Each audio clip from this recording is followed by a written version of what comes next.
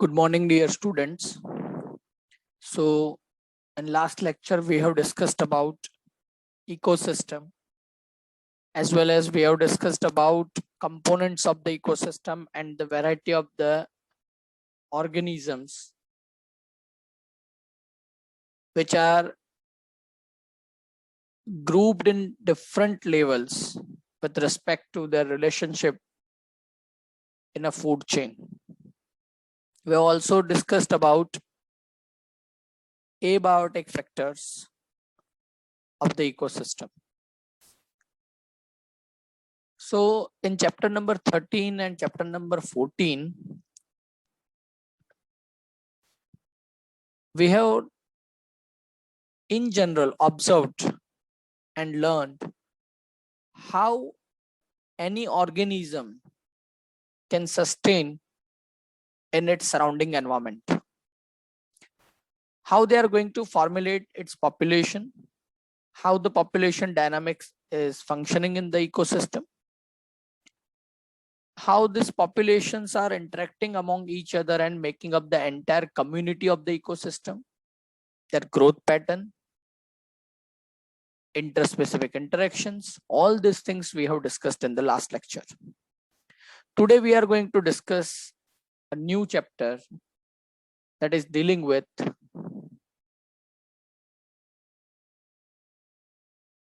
this varieties of the organism, that is biodiversity, you can say. And not only learning about the biodiversity, we are also going to discuss about its conservation, because right now we know that the conservation of the biodiversity is really important matter. So what is biodiversity? How we can conserve it? What is the level of the biodiversity on entire globe as well as in different biomes, that we are going to discuss. So what we will discuss in this particular chapter: first one, that is levels of biodiversity; number two, number of the species present on this planet Earth; third, patterns of the biodiversity; number four, loss of biodiversity, its reason and consequences; and at last we will be also discussing about conservation of the biodiversity. So dear students, what is biodiversity? So just look around yourself. You will find variety of the creatures. Okay, if you are placed in a room, then also you will be finding number of the insects. Okay, though number will be very less, but 2 or 3 different type of the insects are obviously going to be observed by you, as well as some reptiles like walrus, lizard and all these things. Okay, they are very common creatures. If you are placed in a room even, okay, and whenever you are just opening the doors of your room, you are going to interact with the enormous amount of the biodiversity. So definition of biodiversity: it is the diversity of biological organizations ranging from cellular macromolecules to biomes. तो यहाँ पे हम जो biodiversity की बात करने वाले हैं, not only we are going to discuss about just living organisms, but cellular macromolecules का भी जो डाइवर्सिटी है, that is biodiversity in general. Okay, as well as its structural organisations. मतलब ये जो मैक्रोमोलेक्यूल्स हैं, वो मैक्रोमोलेक्यूल्स भी अगर एक ऑर्गेनाइज्ड फॉर्म में है, then they can form a cell, a living entity. उसकी भी डाइवर्सिटी है, तो उसको भी हम बायोडाइवर्सिटी बोल सकते हैं. And in general if it is making up entire organism, it is also biodiversity. और ये सारी बायोडाइवर्सिटी कहाँ पे प्लेस्ड है? तो in variety of the biomes we can observe whatever biomes you have studied in chapter 13 and 14. Edward Wilson popularized the term biodiversity. Okay. So levels of biodiversity. तो biodiversity के levels की जब हम बात करते हैं तो अभी जैसे हमने डिस्कस किया, so not only at organism level, but if you want to discuss biodiversity you have to discuss at molecular level even. Okay, तो molecular level पे अगर आपको discuss करना है तो genetic diversity, whatever different creatures you are observing surrounding you, तो ये ऐसे ही emerge out नहीं हुए हैं. Okay, hundreds and thousands of years have been taken,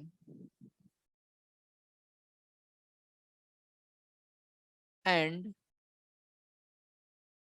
it is because of the genetic makeup of any organism, that is because of the variety of the expression patterns of the genes, और उसी की वजह से अलग अलग तरह के organisms हम observe कर रहे हैं.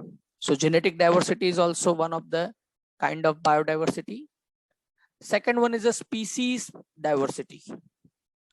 Okay, so we know that because of the genetic diversity we can observe variety of the species. Okay, chapter number 1 जो है 11th science का, उसमें हमने अलग अलग स्पीसीज के बारे में पढ़ा है. पूरा यूनिट जो है unit number 1 of the 11th standard, it is dealing with variety of the species. तो ये स्पीसीज अलग कैसे हुए? तो because of its genetic makeup, and because of the species diversity we can observe the ecological diversity. वैसे ये तीनों separate भी हैं लेकिन इन तीनों का इंटर रिलेशन भी है. सो देखने में ये बहुत सिंपल सा लगता है, बट यहाँ पे एक बहुत अच्छा सा पिक्चराइजेशन भी आप देख सकते हैं, that this is you can say mother nature. Okay, ऐसा आप अगर पिक्चराइजेशन समझ सकते हैं. तो यहाँ पे आप देखो human being is just observing nature. तो ह्यूमन को तो अपने आसपास में जो दिखता है वही उसके लिए नेचर है, लेकिन ऑन एन लार्ज अगर आप नेचर को ऑब्जर्व कर रहे हैं तो फिर नेचर के सामने हम सिर्फ एक स्मॉल एंटाइटी है. We are just a small living entity in front of nature. इतनी ज्यादा ये डाइवर्सिटी है. So first, genetic diversity. So the diversity shown by a single species at genetic level. तो not only making up the variety of the species, लेकिन एक ही species में आपको biodiversity देखने मिल सकती है. जैसे कि यहाँ पे एक एग्जांपल आपको दिया है, that is Rauvolfia vomitoria, okay, which is an Himalayan plant, shows genetic variation in potency and concentration of the chemical reserpine. Okay, तो ये रावोल्फिया वॉमिटोरिया करके एक प्लांट है, ओके, हिमालयन रीजन का. ओके, उसका एक सेकेंडरी मेटाबोलाइट है. Okay, the plant is producing a secondary metabolite that is called reserpine. Okay, तो ये जो रिजरपाइन है which is a secondary metabolite of this particular plant.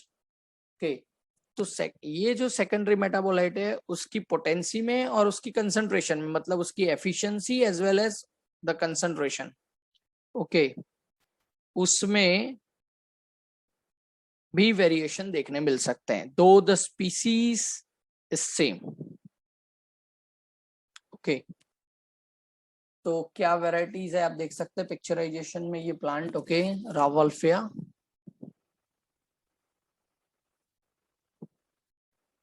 Fine. तो जो रिजरपाइन है that is a secondary metabolite which is used to treat high blood pressure condition. okay, तो ये भी आपके लिए एक इंपॉर्टेंट चीज है. फिर दूसरा जो है जेनेटिक डाइवर्सिटी में एक example, India is more than 50,000 different strains of rice and 1,000 varieties of the mango. Okay, more than 50,000 different strains यहाँ पे हम वर्ड यूज कर रहे हैं dear students. Okay, not species, क्योंकि स्पीसीज अगर आप बोलोगे तो ऑब्वियसली ये चेंज हो गया है. तो स्पीसीज नहीं, स्ट्रेन्स, मतलब राइस तो राइस ही रहने वाले हैं, लेकिन हो सकता है कि उसके ग्रेन साइज में, उसके फ्रेग्रेंस में, ओके, उसकी फ्लेवर में, इसमें कुछ चेंज हो सकता है। Okay, so with respect to that, okay, 50,000 different types of the rice are there in India only. तो आप पूरे ग्लोब का सोच सकते हैं। और ऐसे ही 1000 varieties of the mango are also there. Okay,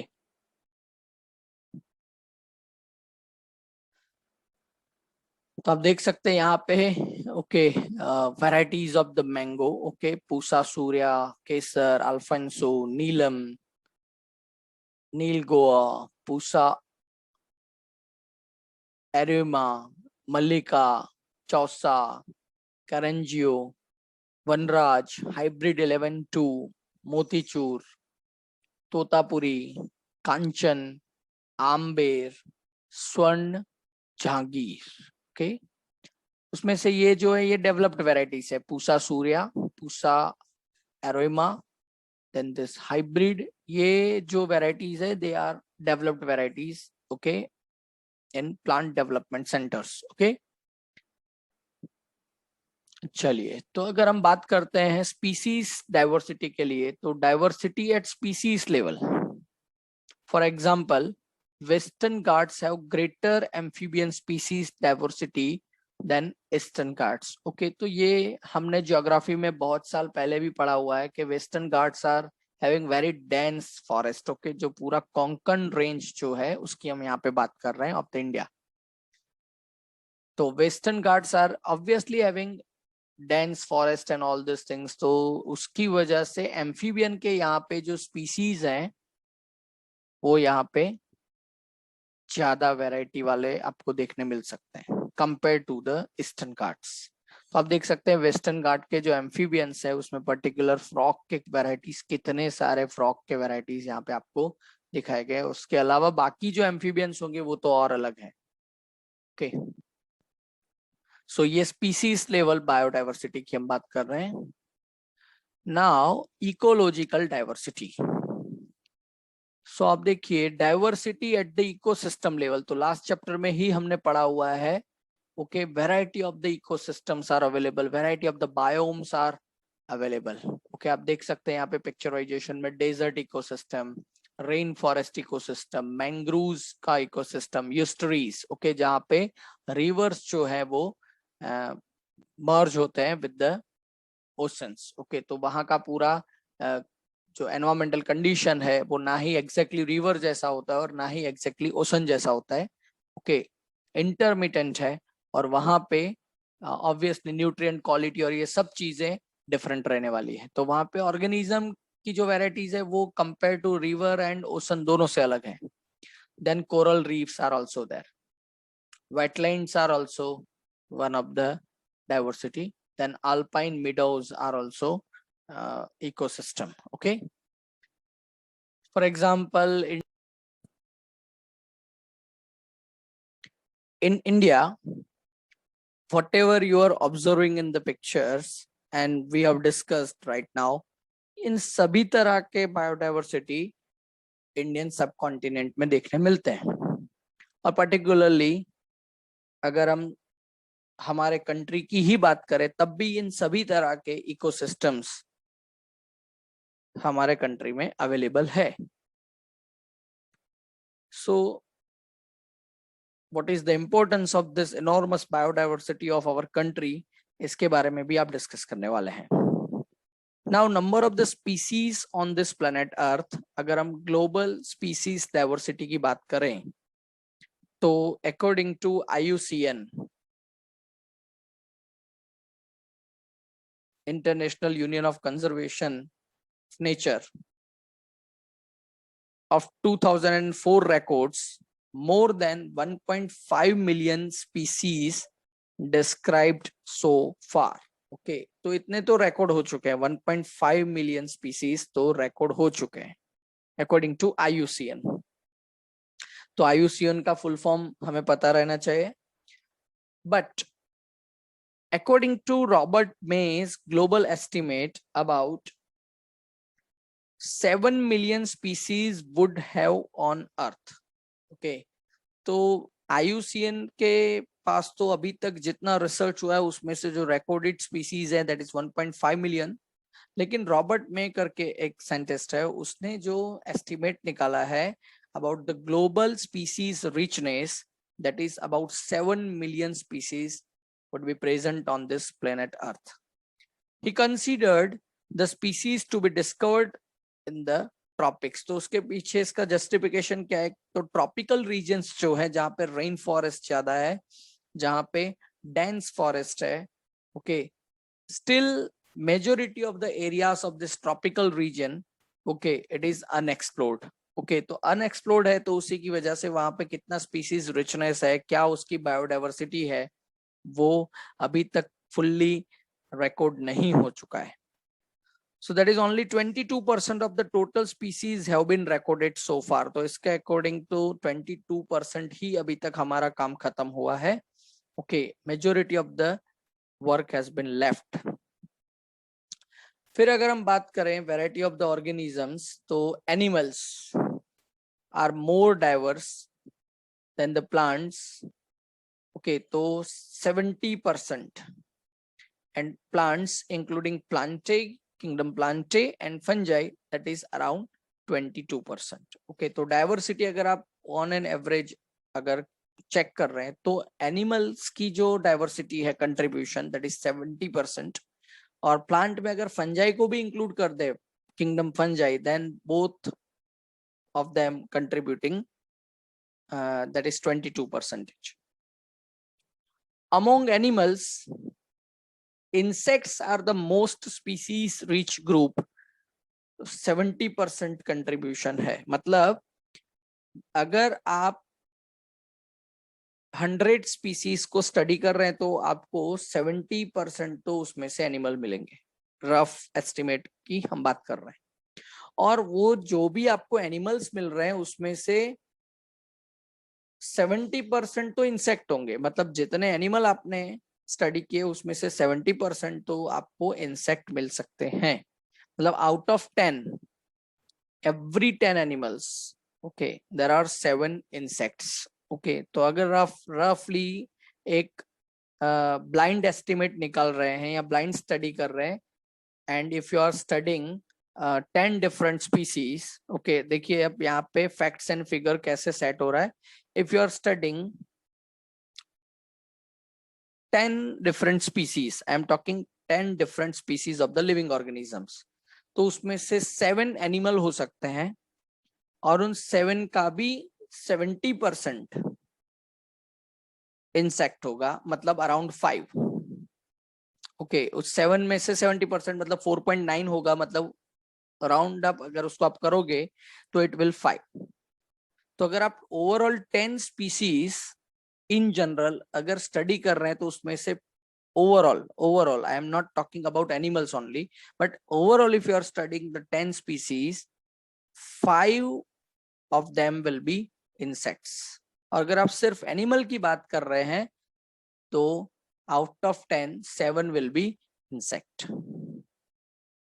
Number of the fungi species is more than the combined total of the species of the fishes, amphibians, reptiles and mammals. क्योंकि हमने 11th में भी पढ़ा हुआ है fungi is cosmopolitan. Okay, it can survive everywhere. Okay, it can survive in any diverse range of the atmospheric conditions. तो obvious है जितनी diverse condition में fungi grow हो सकती है उसकी वजह से उसके biodiversity भी increase हो रही है. So combined total species of the fishes plus amphibians plus reptiles plus mammals, अगर इन सबका भी हम sum up कर दें तब भी फंगस जो है उसकी species number इन सबसे प्लस है.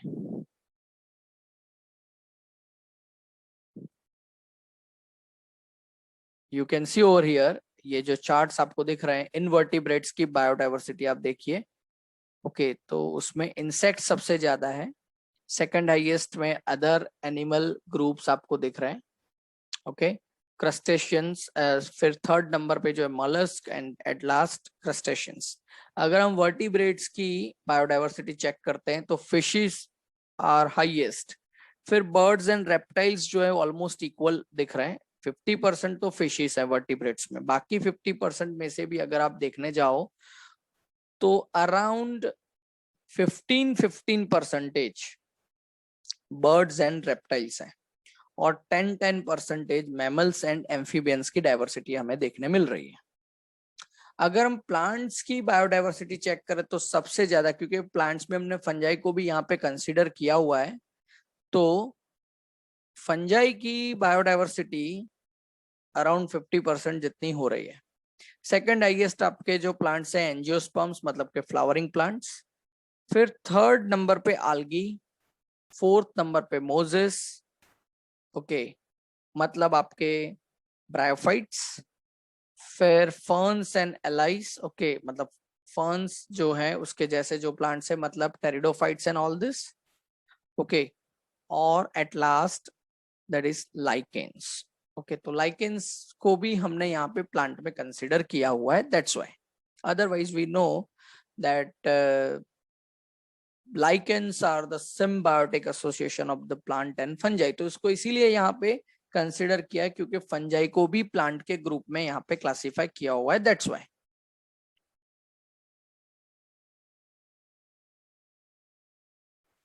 अगर हम बायोडाइवर्सिटी हमारे कंट्री की बात करें, इंडियन बायोडाइवर्सिटी, तो India has only 2.4% of the world's land area. Okay, overall जितना लैंड एरिया है वर्ल्ड में उसका ओनली 2.4% जो है वो इंडिया में है, या India is occupying of that, but 8.1% of the species biodiversity is there. Okay, तो वर्ल्ड की जितनी भी बायोडाइवर्सिटी है उसमें से around 10% contribution, around rough estimate around 10% हमारे कंट्री का है।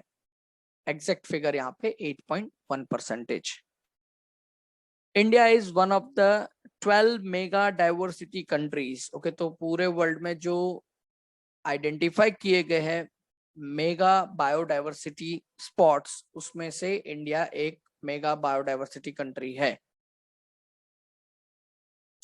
Nearly 45,000 species of the plants and twice as many of the animals are present in India. 45,000 species of plants. Okay, see the enormous amount of the biodiversity, and twice as many of the animals, matlab near about 90,000 species of the animals are there in India. Species की हम बात कर रहे हैं, फिर अगर उसके strains और varieties की हम बात करेंगे तो फिर उसमें तो बहुत ज्यादा कंट्रीब्यूशन हो जाएगा।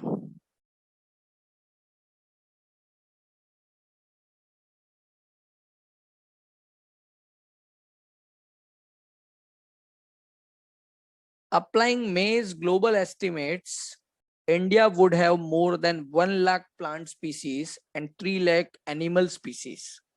ओके, तो रॉबर्ट मे ने जो बताया था उसके हिसाब से इंडिया के पास ओवरऑल कितना बायोडाइवर्सिटी होना चाहिए, तो 1 लाख प्लांट स्पीसीज, मतलब अभी जो दिख रहा है 45,000, उससे almost double, and the triple of the estimated. Okay, twice बोला है, मतलब 90,000 स्पीसीज एनिमल, लेकिन उसकी जगह पे रॉबर्ट मे के हिसाब से 3 lakh animal species would be there. Okay, तो double plant and triple animals. Okay, आप देखिए बायोडाइवर्सिटी इंडिया का, तो दार्जिलिंग जो है वेस्ट बंगाल, वहाँ के टी फील्ड्स आप देख सकते हैं, फिर Konkan coastal region western Ghat, okay, then deodar forest of the Himachal Pradesh, alpine forest है पूरा ये, then Nohkalikai falls of the Cherrapunji Himalayan range in the Meghalaya. Okay, तो आप देख सकते हैं बायोडाइवर्सिटी, आप देखो ये दोनों कितने नजदीक है, ये तीनों तो हिमालय रेंज के स्टेट्स हैं, फिर भी आप देखो डाइवर्सिटी कितनी अलग है। ओके,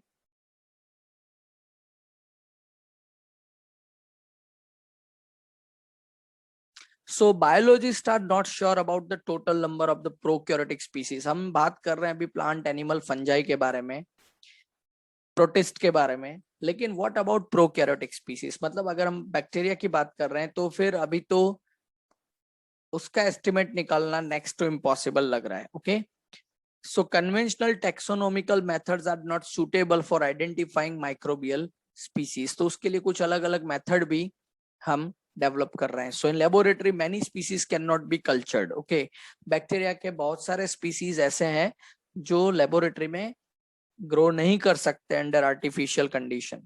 लेकिन अब उसको भी आइडेंटिफाई करने के लिए कुछ नए मेथड्स डेवलप किए गए हैं. जैसे one such method is called metagenomics. तो मेटाजेनोमिक्स में क्या है, तो रफली एक एनवायरमेंटल सैंपल लिया जाता है, चाहे फिर वो सॉइल है या वाटर है या कोई और एनवायरमेंटल सैंपल हो सकता है, और डायरेक्टली उसका डीएनए एनालिसिस किया जाता है. According to the DNA analysis reports, okay, फिर उसकी जो मेथड है पूरी मॉलिक्यूलर मार्कर बेस्ड जो पूरी मेथड है, उस मेथड के हिसाब से फिर हम आइडेंटिफाई करते हैं कि वहां पे कितने डिफरेंट वैरायटी के माइक्रो ऑर्गेनिजम्स प्रेजेंट है which are unculturable in laboratory condition. Okay, तो वो नया मेथड एक डेवलप किया गया है to study unculturable micro organisms. Fine, तो डियर स्टूडेंट्स, आज के लिए इतना ही. We have studied about levels of the biodiversity. In the next lecture, we will be discussing about patterns of the biodiversity, and it is really very interesting to understand the patterns of the biodiversity. Okay, so I hope you have enjoyed the session, and actually this topic is really a kind of the general knowledge topic, but here I'm going to add the flavors of the biological science, okay, so that you can have a good idea and a concept clearing basics of the biodiversity, okay, and which should help you in your competitive exams. Okay, so dear students, aaj ke liye itna hi. I'm ending this session. If you are having any doubt, any questions, any queries, please call me anytime. Have a nice day. Stay safe.